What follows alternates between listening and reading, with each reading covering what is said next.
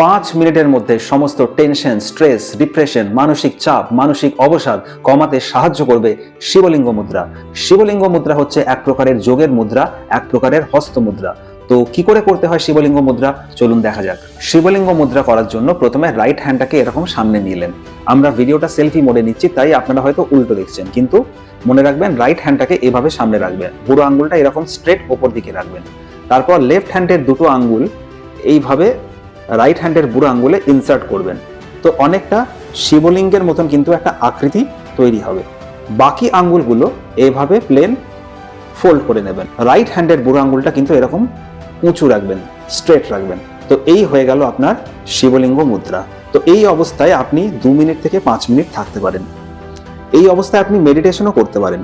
যেমন ধরুন, আমি আগের ভিডিওতে আপনাদের শিখেছিলাম যে শাম্ব সদাশিব চ্যান্টিং, ঠিক আছে? তো এই অবস্থায় আপনি ভগবানের নাম জপও করতে পারেন, যেমন শাম্ব সদাশিব, শাম্ব সদাশিব, শাম্ব সদাশিব।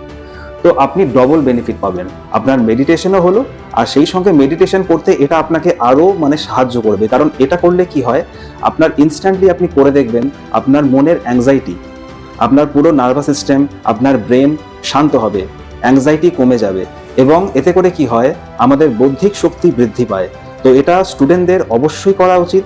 বাকি বিভিন্ন মানুষ যে সমস্ত প্রফেশনে আছে যেখানে মানসিক চাপ অনেকটা বেশি, তো তারাও যদি এটা প্রতিদিন নিয়মিত 5 মিনিট করেন, তো অনেক মেন্টালি আপনি রিলিফ পাবেন, অনেক শান্তি পাবেন। তো অবশ্যই প্র্যাকটিস করুন শিবলিঙ্গ মুদ্রা, এবং এই চ্যানেলটাকে লাইক, সাবস্ক্রাইব আর ফলো করতে একদম ভুলবেন না, কারণ এটা আমার নতুন চ্যানেল, তাই আপনাদের এইটুকু সহযোগিতা একান্তই কাম্য।